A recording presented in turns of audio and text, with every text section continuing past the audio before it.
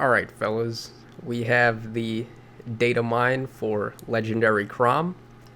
I'm just gonna break him down a bit. We're gonna talk about his skills, his stats, and then we're gonna go over the banner, and I'm gonna give some recommendations on whether or not it's a good idea to summon on that. Okay, so first of all, let's just take a look at the artwork. Alright, my boy looking pretty cool. I believe this is the artwork from Fire Emblem Warriors that they decided to use, so pretty nice nod to that game. It's a fun game. And the injured art. Okay. So pretty decent art. I mean, it's not the best. I kind of like some of the previous arts we've been seeing, but definitely not bad. Okay, so he is a blue bow. He's infantry, and he is a water hero. And he's also a pair-up unit, so he's going to have the boosted base stat total when he's brought into modes like Arena, Mjolnir's Strike, and any other mode that has Arena-type scoring. So his BST is 168. He has 41 neutral HP, 42 attack, 26 speed, 34 defense, and 25 res. Not the best res, but he can make do. He has really good defense, and that's pretty much how they want you to play this guy, basically as a physical type brawler. He has no super boons in attack or defense, which kind of sucks, but he does get it in speed. I mean, I guess that's okay, but really you don't want plus speed, I don't think, on this guy. It's probably better to go plus attack or plus defense, maybe even plus res if you want to patch up his res a bit. He'll jump from 25 to 28, which is a bit more acceptable. Res, of course, is very important. There's a lot of magic and dragon types in common play right now, so you're going to want him to be able to handle those if he has to fight them. Okay, so his weapon, Rand Gritter, I'm not going to try to pronounce that. Well, I guess I did, but I don't know if that's correct or not. Please let me know in the comments. Effective against flying and armored, already very good. Dual type effectiveness, always very good for weapons. He gets automatic attack plus 3 as well. Very, very good. If the foe's HP is full at the start of combat, neutralizes penalties on unit and inflicts attack and defense -6 on foe during combat. So basically, he kind of has something similar to what Idun has, where he's negating his own penalties in battle. Very, very powerful effect. And I mean, there's a lot of combos and playstyles right now that revolve around lowering your stats. And if you can get around that, like chill skills and such, I mean, they're not going to bother this guy. Also, panic from units like Aversa or units that may have, what's the thing that Jarek has? Sudden panic. So you can avoid all of that. Very good. And then he also does attack and defense -6 on the foe. That's going to make his attack stronger and also make his own bulk better. So really good stuff. He's a pretty good physical type unit. Also being ranged is nice. Now he has to change fate as his support skill. It's basically like the one Lucina had, which was Future Vision, where she does swap and then she gets another turn. This guy, he does reposition and then he gets another turn. But there's a lot more to it than that. Also, he's getting +6 attack to himself and a pair-up ally if you have one on the team. And then both him and that ally will have isolation on them after he does his reposition. So, I mean, that's not really that big of a problem, I don't think. Isolation means you won't be able to dance or rally on Chrom or his pair-up partner. But regardless of that, I mean, just being able to use reposition and have a second action after that is really good for this guy. He's going to be great for positioning shenanigans, especially in Aether raids.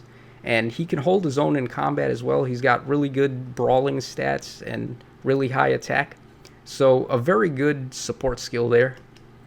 He has close counter right out the gates. Very good.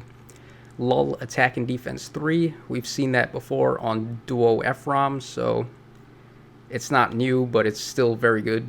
And then he has rouse defense and res. which gives him defense and res up 6 if he is by himself at the start of a turn, no allies adjacent. Very good skill. It's just going to raise his bulk even more, and that's really what this guy is trying to be. He's trying to be a bait unit. Well, I don't know if you would say bait unit. He can still get a player phase move off as well. All he has to do is attack a foe that has full HP, and he has close counter as well. So, I mean, this guy, he's pretty solid. He's not like the craziest unit though. I mean, I can see a lot of good uses for him, but he is very good. If Chrom is a unit that you enjoy and he's a character that you like, then I would totally recommend summoning. This is looking to be the best Chrom in the game, pretty much. I mean, it's not like he has any real competition. Horse Chrom is kind of okay, but he's really dated. Winter Chrom, really dated. He's not bad, but he's, like I said, he's really dated. Spring Chrom, I mean, this guy, he was out of date the day he came out. And then we have regular Chrom, who is pretty much Aether fodder.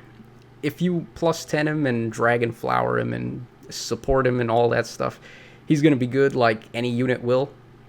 But he is really old and his refines aren't spectacular, so this is definitely the best Chrom in the game right now for sure. And let's just take a look at the banner. So Chrom is blue, so it's going to be him, Legendary Azura, and Legendary Julia on the same color pool. Pretty good, actually. If you want to snipe blue, I would say you may be getting your money's worth or your orb's worth if you're free to play. And then we have on red, Legendary Erica, Fina, and Sothis. A pretty decent pool there. I guess, I mean, Fina, she has double effectiveness on her weapon as well, and she's a dancer. So she is a dancer that's capable of fighting. But, I mean, there's so many other free-to-play dancers in the game that are already pretty solid. Like, we've got Olivia, we've got Sylvia, we've got also the Herons. Rayson is free, and he's not free, but he's very easy to summon. He's only a 4-star or a 3-star. Actually, is he a 3-star? I don't know if he's a 3-star, but the point is, Rayson is pretty easy to summon, and he's really good. So he may be your go-to dancer. But if you are looking for a dancer that has combat potential, then of course Fina is really good. Legendary Erica, I mean, she has attack and speed solo, so it's not a bad summon. But I don't know, she's not like too crazy right now. And then Sothis is really, really good, actually. Sothis is amazing. You can use her in Aether Raids to drop your defense lift loss, or you can use her in Mjolnir Strike to score a bit higher. So Sothis is really good. I would say blue still has the edge over red on this pool. Then we have Gunthra, Legendary Lyn, and Jarek on green. Gunthra, I mean, she's a bit old at this point. She's an old unit, but she's still really good. Her weapon is one of the best ranged weapons in the game, where it's a reverse blade tome. And Legendary Lyn, I mean, she's completely useless. I hate to say it, but even Speed Tactic, which she was famous for being fodder with, is completely free to play now. So there's like no use for Legendary Lyn anymore unless you're just going to merge her up for arena play. And then Jarek is awesome. He's really cool. He's got really good skills. Fire Sweep Axe. He's got Sudden Panic. He's got Infantry Pulse. I mean, the guy has everything. Really awesome summon. So green is, I would say it's maybe a little worse than red, because, I mean, Jarek is really the only thing you want. And then on colorless, I think actually colorless steals the show here, because we have Duma, Legendary Alm, and Fallen Corrin. All three amazing summons to get. Really good merges on all of them as well. Legendary Alm, I use him all the time in AB, Allegiance battles, because he's a pair-up unit, and it's really good to score high with the pair-up units if you have them. And Duma is amazing in modes like Mjolnir Strike and also Aether Raids. And Fallen Corrin, she has Sudden Panic just like Jarek, and she has a really high base stat total for infantry. She's just really good. So yeah, I mean, in my personal opinion, if you're going to snipe, I would say go for either blue to get Chrom and some other goodies, or go for colorless, because there's some really good stuff in that colorless pool. And I'm not sure if I'm going to summon. I'm probably not going to summon. I'm just going to skip.